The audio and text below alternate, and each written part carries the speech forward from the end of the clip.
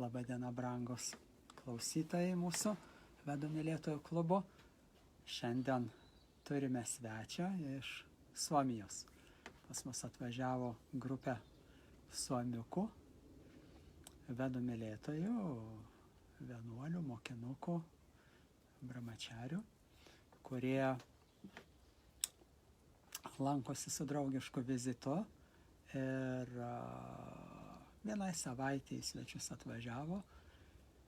Vienas iš jų vadovų, mano senas geras draugas, kai aš lankausi Helsinkyje, visada mes su juo gražiai pabendraujame.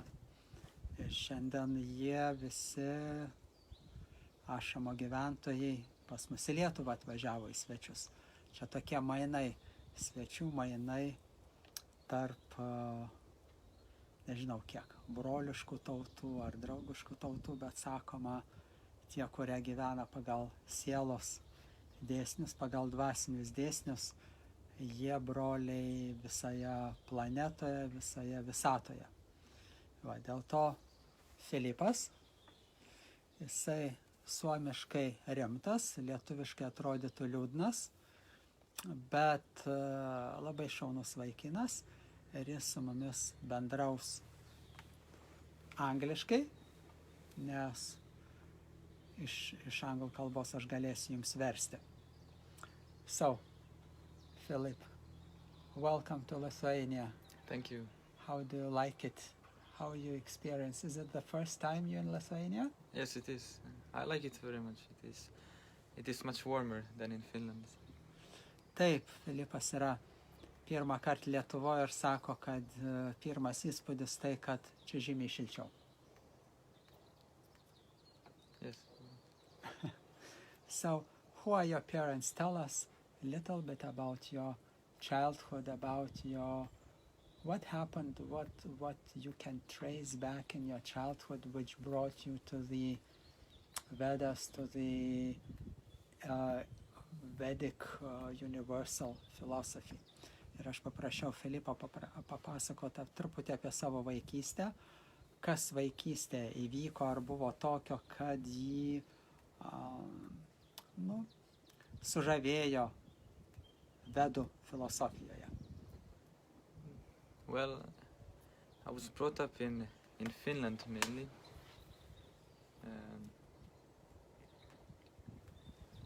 I used to travel a lot. We lived in different countries in Europe. And my childhood was pretty normal, I would say. And then it wasn't until my high school years that I started to be interested in philosophy. Ir sako, didžiąją dalimi aš augau, gyvenau Suomijoje, nors mūsų šeima keliavo po Europą. Ir šiaip vaikystė kaip ir atrodytų standartiška, normali, bet tik tai aukštesnioji mokykloje mane patraukė filosofija. Yes, I was very much dissatisfied with the way people were living and how it was to be written for me, how I was to live my future life. So I started inquiring, and then I also received a book from the street. A book distributor gave a book to me, Prabhupada's book. Helsinki? Helsinki, yes. It was Avadut Chandra. Yes, my good friend. Yes, he's a savior of all of us. Yes. Taip, ir sako, kad kažkuria tai prasme buvo nepatenkintas taip, kaip gyvena žmonės ir tokiu planu gyvenimo, kokį jam buvo numatę gyventi, kaip jis įsivaizdavo savo ateitį, jis nebuvo to patenkintas. Iki to momento, kai gatvėje sutiko vieną vaikiną, vienuolį, irgi mano dievabrolį Avadutą Chandrą, suomiukas, kuris platino knygas, Vedas, ir tokiu būdu Filipas iš jo įsigijo knygą. Yes, and then by reading Srila Prabhupada's book and learning about this Vedic philosophy. And which was the book, maybe? It was Science of Self-Realization.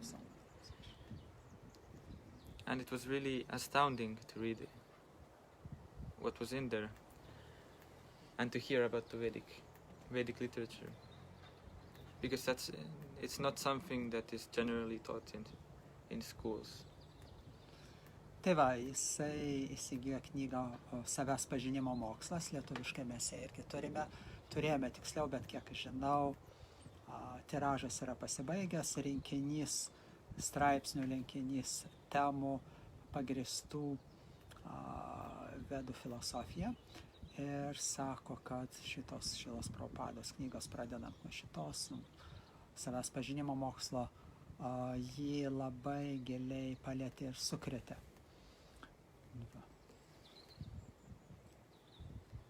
Ir sako dar, kad mane sukrėtė tai, kad skaičiau tai, ko mūsų mokyklose mūsų nemokė. Yes, and then little by little I became very interested in this philosophy. I was already interested in spiritual life, and I was looking into different traditions, but then with this Krishna consciousness I was very convinced by Srila Prabhupada's ir aš buvau gana filosofiškai nusiteikęs, ieškojau kelių įvairiose mokymuose, filosofijose, bet perskaitęs Vedas Srilos Prabhupados išdėstymo formoje, galutinai įsitikinau jų teisingumu ir prasmingumu. Were the one child in the family or not? No, I had two brothers. Two brothers. One elder and one younger brother. So you are middle one. I was the middle one. And your brothers, have they any inclination towards philosophy or some meaning of life? Not to present. No, not really. Not really. My little brother seems to be showing some symptoms of previous lives of pious life, like pious life. Brahminical qualities. Okay. He likes reading. Yes, and he likes the mantra. Aš jo paklausiau apie šeimą, sako, aš turiu dar du brolius, vieną vyresnį, vieną jaunesnį. Ir jisai yra Filipas vidurinysis. Ir sako, kad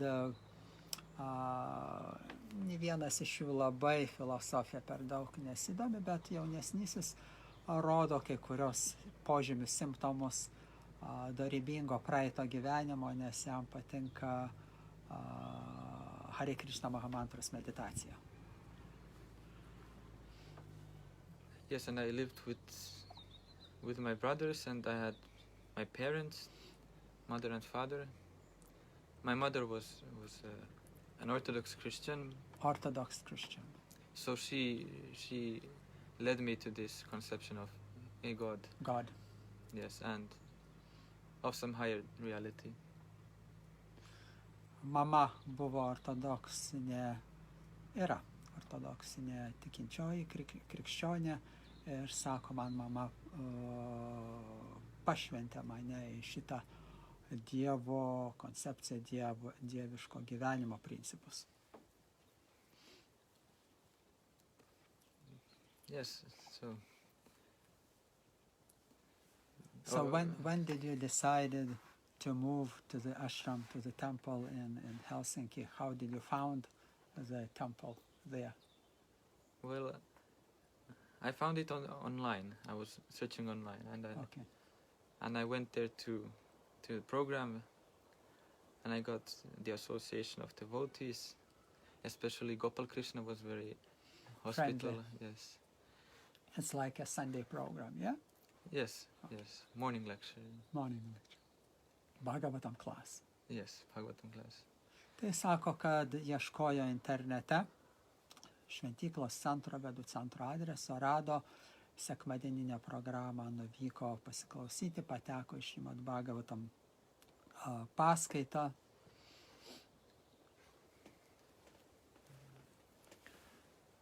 And yes, since then I have been more eager to stay at the temple. So how did you make your mind to move into the temple, to stay in the temple, and what did your parents told about that. Tai aš jam sakau, kaip tu nusprendei į ašramą įsikelti iš namų ir šventyklos ašramą gyventi su kitais vienuoliais ir ką tėvai galvoja apie tai, ką jam pasakė. Well, it is... Of course, everybody has their own story. And opinion. Yes. Was it hard to convince your parents to let you go to the ashram? Ar sunku buvo įtikinti savo tėvus leisti jam eiti į šventyklą gyventi ašramą? Well, of course, I have not yet fully dedicated myself to ashram. But still, you stay there. I stay there, yes. So parents don't mind. Or they have their opinions, and I have been able to gain their blessings. My mother is very favorable. He likes the devotees even. She... What is her name? Katarina. Katarina. She's Finnish. She's from Serbia. Serbia? Yes. Oh, I see. That's why she is Orthodox Christian. Yes, that is. Jo mama yra Serbė, Katarina, ir jinai labai palankiai nusiteikusi link to, kad jis gyvena ašrame. And your father? My father... He's Finn. He's Finn, and he had his own opinions. He still has, but he is religious or not religious? Not religious. Not religious. But for him, the most important thing is that I am aware of what I'm doing, and he seems to acknowledge that more and more. Jo, tėvukas jau, and what's the name of the father? Stefanas. Stefanas tėvukas Suomis ir jis nėra religingas žmogus, bet labai sako svarbu, kad jisai rūpinasi tuo, kad aš, Filipas, būčiau sąmoningas ir žinočiau, ką aš darau ir ko aš noriu iš gyvenimo.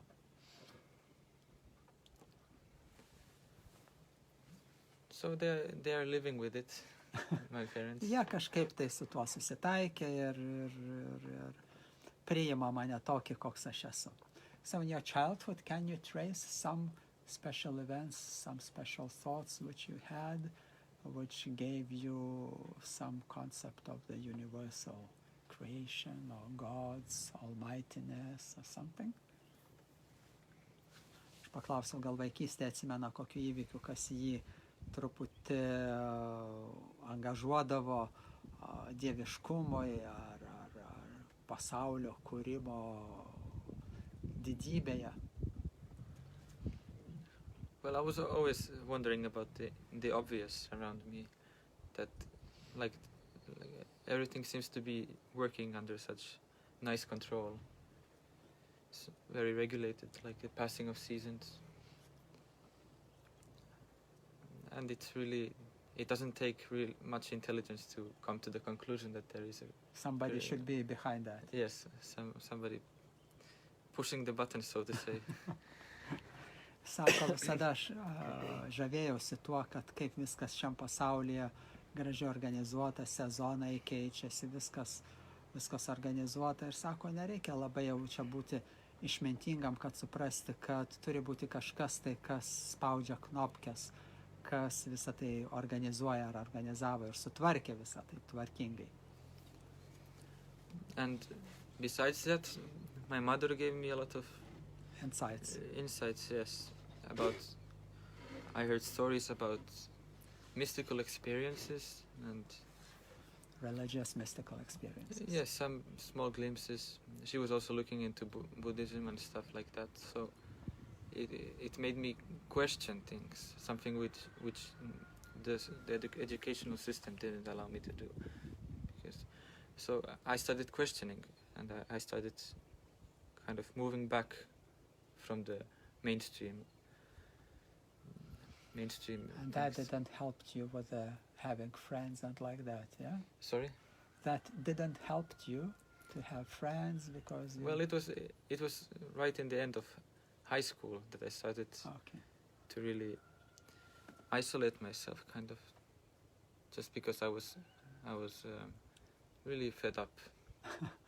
Kitaip sakant, jam tas mainstreamas ar tokie bendros klasikinės jaunimo elgesio normos ir formos jau jam pradėjo įgrysti ir jau pabaigoje savo mokslo jisai po truputį matyti neteko skonio visam tai pasaulietiškai perspektyvai ir po truputį jau kaip ir atsitraukdavo, arba kaip jis sako, izoliavosi nuo tų visų jaunatviškų, taip vadinamų vertybių.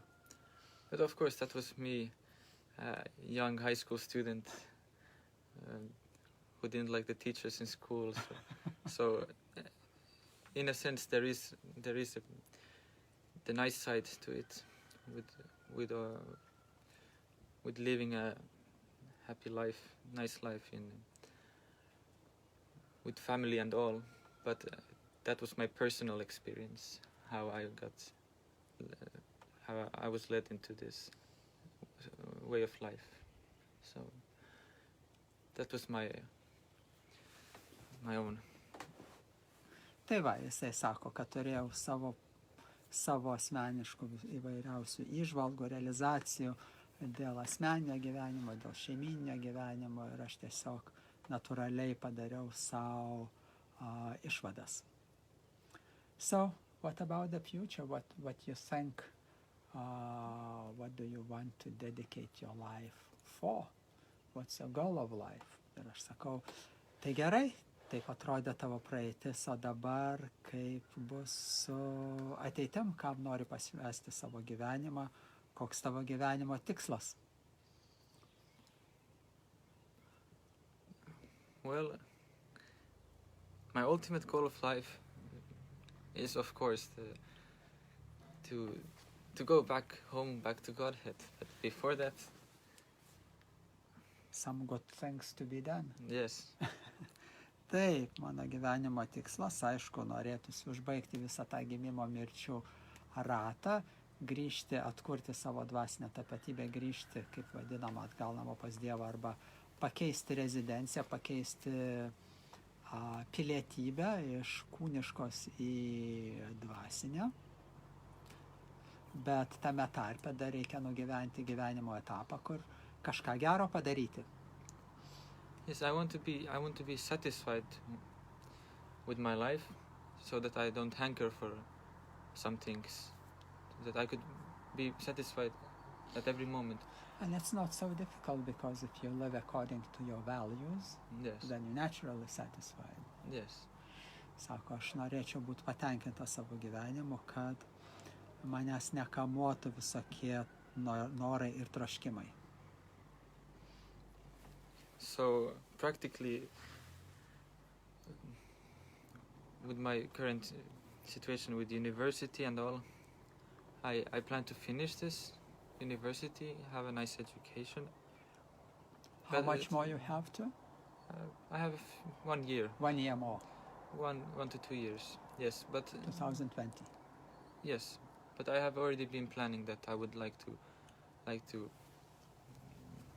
try to dedicate myself to spreading Krishna consciousness.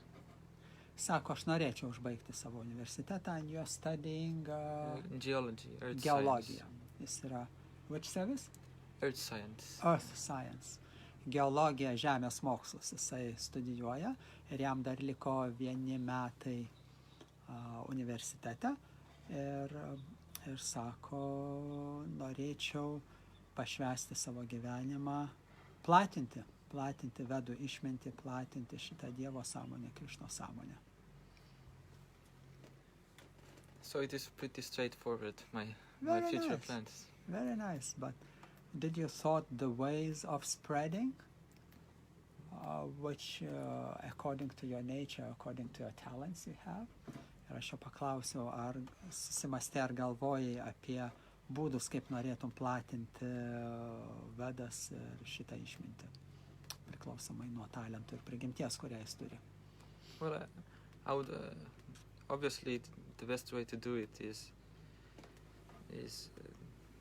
through the temple, through the association of devotees. So I would like to travel in Finland and be situated in Finland, and It's a nice field, it's a lot of things to be done, huh? yes, Finland is very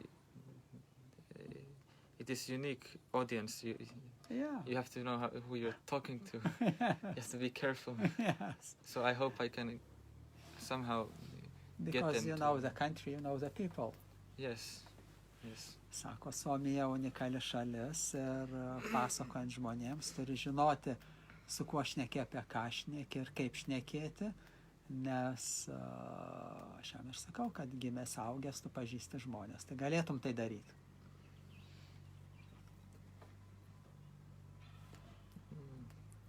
The best way, the best means of reaching people is obviously by distribution of books. Books, yes. Books really make people think. So. Jo, sako, geriausias būdas ir sėkmingiausias turbūt per knygas žmonės pasiekti. I remember, like maybe 20 years ago, I was in Finland in some cultural program, Indian culture program. There was some. Yes, I've heard. Yes, Yeah. yes. Very nice. We've We were held them before. traveling different small cities and holding the programs, introducing people to the Vedic concepts of values and way of life. And people were very serious and very attentive. Yes. Aš jam pasakoju, kad gal 20 ar daugiau metų atgal, kai lankiausi Suomijoje, dalyvavau tokiuose vedinės kultūros programuose, kur auditorijai supažindintavo su vedinėm vertybėm, vediniu gyvenimo būdu. Yes, so the Vedic culture is very interesting, and I hope people can come to hear about it more. That is. So what is the click point? What we need to explain people so that they would agree to shift from the previous values to the universal Vedic values? Ir aš paklausiu, koks tas lūžio taškas, kur žmonėms, ką reikėtų papasakoti ar parodyti ar padaryti, kad jie sutiktų perimti visatos reikšmės vedinės vertybės nuo savo pasaulietinių, dabartinių sąlygotų vertybių. What to tell the person, how to impress him, how to, help him shift.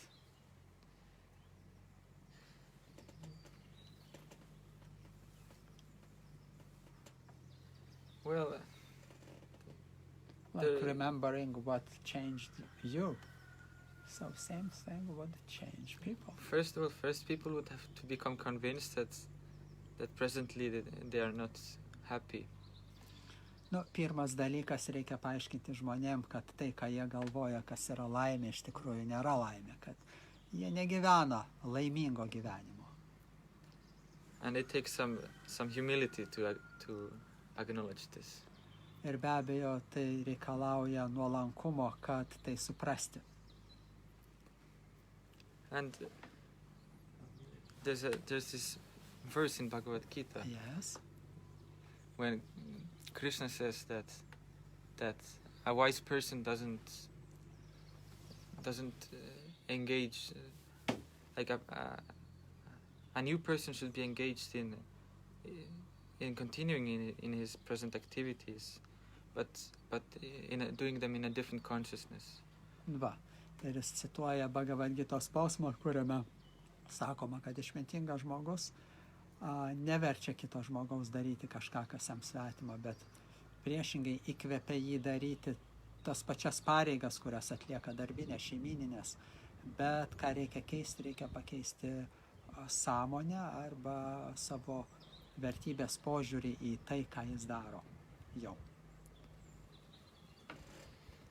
Doing the activities in a different consciousness means that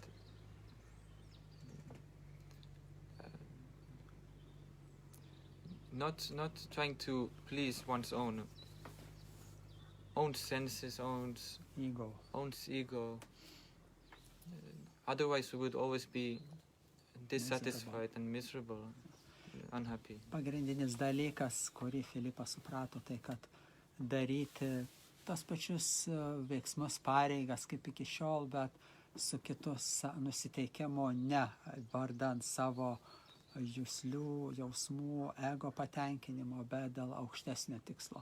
Nes priešingo atveju mes matome, kad būnant egocentrišku arba egoistišku atneša mums tik tai nusivylimą ir liūdėsi. So, as we agreed, maybe you think just reading one shloka and share with us your insights. And you can read the Sanskrit as well.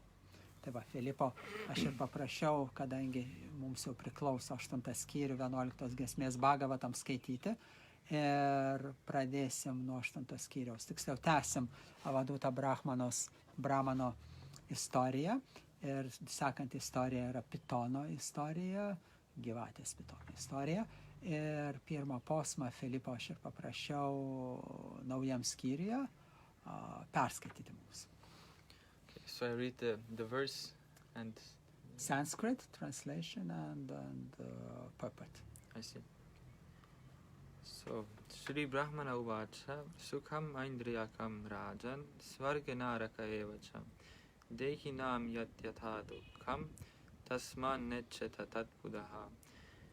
The saintly Brahmana said, O king, the embodied living entity automatically experiences unhappiness in heaven or hell.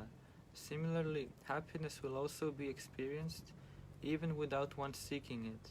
Therefore, a person of intelligent discrimination does not make any endeavor to obtain such material happiness.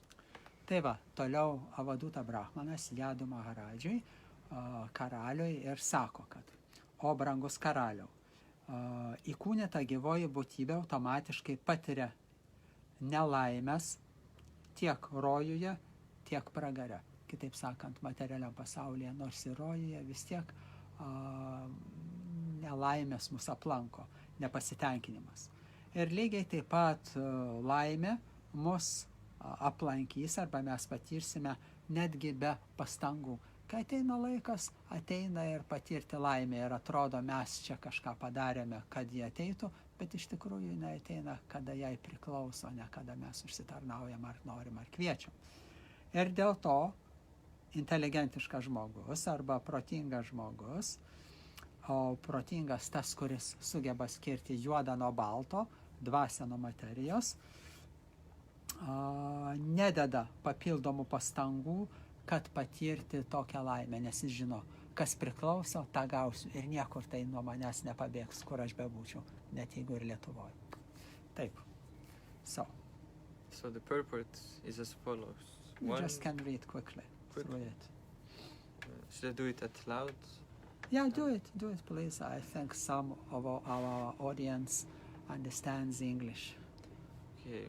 One should not uselessly waste his life pursuing material sense gratification, because a specific quantity of material happiness will automatically come to one as a result of one's past and present fruitive activities. This lesson is learned from the Ajagara or Python, who lies down and accepts for his maintenance whatever comes of its own accord.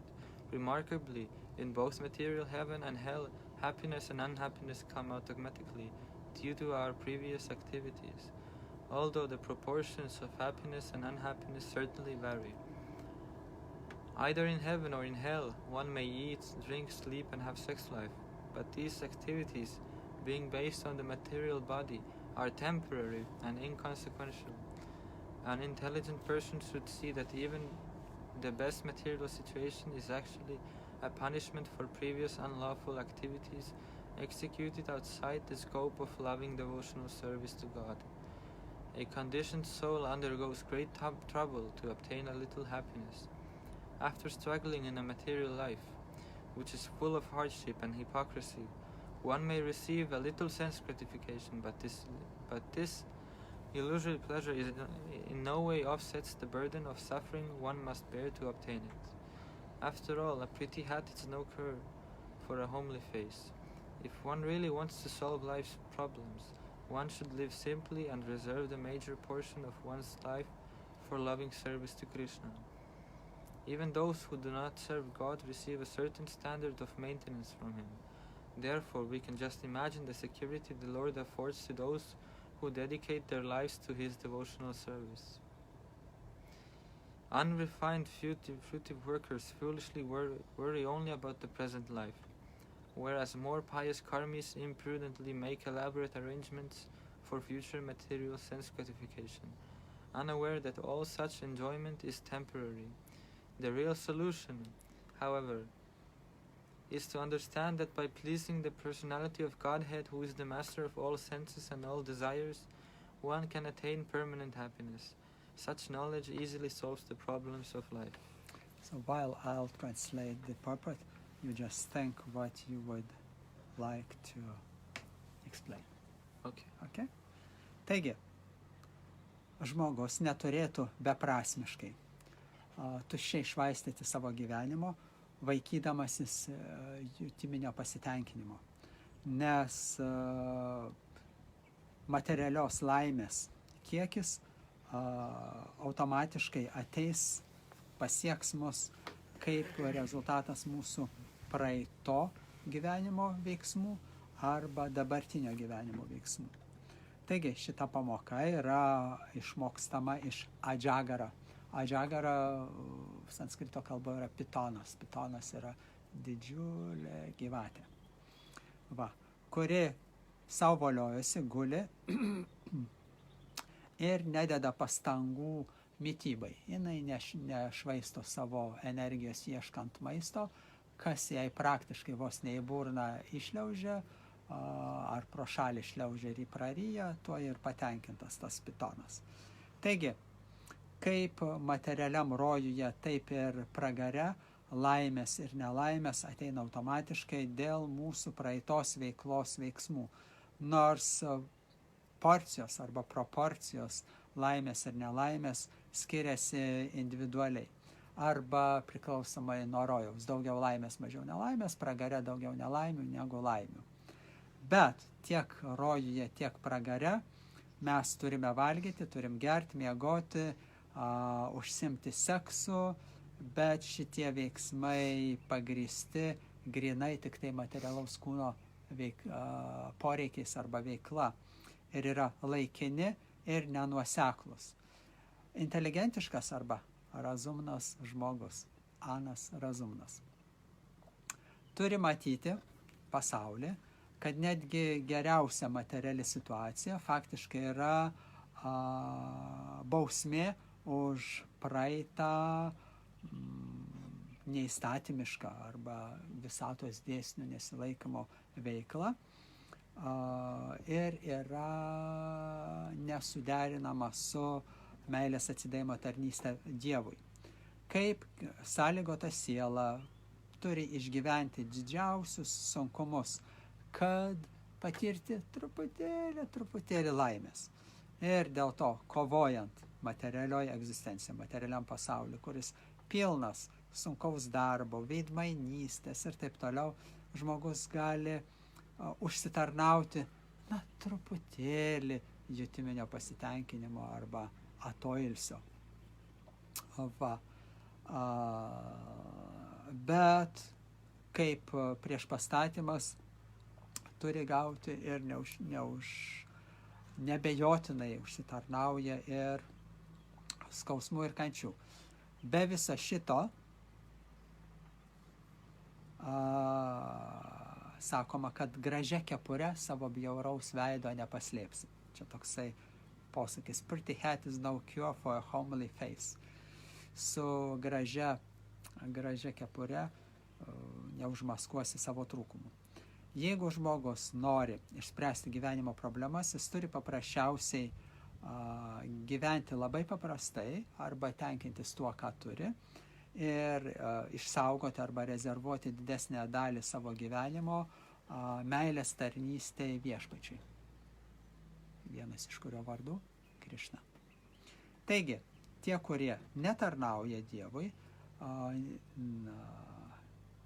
netgi tie, kurie netarnauja Dievui, vis tiek gauna išlaikymą. Vis tiek jie gauna oro, vandens, maisto ir viso kito, kas priklauso. Dėl to galime įsivaizduoti, ką Dievas pasiūlo tiems, kurie pašvenčia savo gyvenimą atsidavimo tarnystei jiems. kiek jie laimingesni gali būti ir jaustis.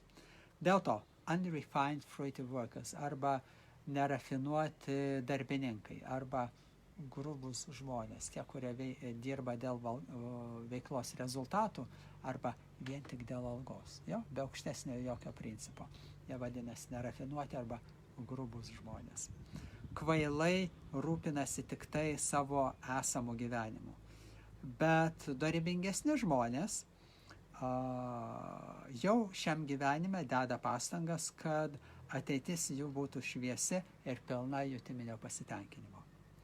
Bet nesuprasdami, kad net ir toks džiaugsmas yra laikinas. Net jeigu tu dorybingas, vis tiek tai neamžinai. Ir tikrasis sprendimas yra suprasti, kad tik patenkinant Dievo asmenį, kuris yra visų mūsų juslių šeimininkas. What is the name for the Lord who is the master of our senses? Hrešikesh. Yes, Hrešikesh. Galima patirti tik tai pastovę laimę. Dėl to tokios žinios išsprendžia gyvenimo problemas. We are online and you can just, if you can wait. What time? Huh? 5 minutes? Okay. So we are rounding up. And when you are coming to me? After that. 4 o'clock? 4 o'clock I think, yeah. It will be 3:30? 4 o'clock is for sure. 4 because o'clock. I don't know how long Okay, it takes. he's coming in a minute. Yes, I'll tavata another one. Nu va, atima iš mūsų Filipą už kelių minučių ir dabar dar Filipas ką mums gali pasakyti šio. So what's your roundup thoughts about this idea? Gopal Krishna can put it in much nicer words. Oh, yeah. I'm not really qualified to But speak. what do you think? Like the example of a python, of a big snake. So the Brahmana suggests that a python is one of his gurus. So he learned from a python one lesson. So this lesson is to Nyamagraha, not to over-endeavor for material sense gratification. Yes. What comes on its By own its own accord, it's- yeah. So it's a good lesson, isn't it? It is, yes. It's a very nice analogy. Tai va, ir čia ir yra Pitono pamoka, kad nereikia dėti per daug pastangų materialiems rezultatams. Vis tiek jie ateis, kas mums priklauso. Iš kitos pusės, kas mums nepriklauso, mes galime persistengti ir vis tiek negauti rezultato. Tai jaučiate, koks nusivylimas laukia.